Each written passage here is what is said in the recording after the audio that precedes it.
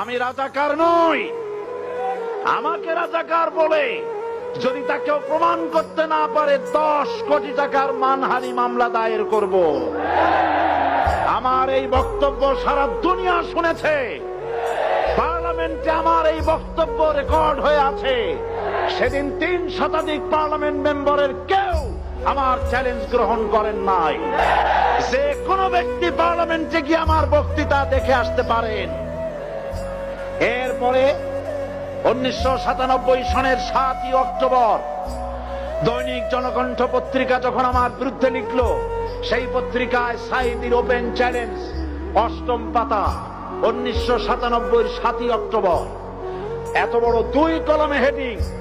সেখানে আমি বলেছি, বাংলাদেশের সকল সাংবাদিক, গোয়েন্দা বিভাগ, বাংলাদেশের সকল বুদ্ধিজীবীকে আমি আমার পিরোজপুরে আমন্ত্রণ করছি।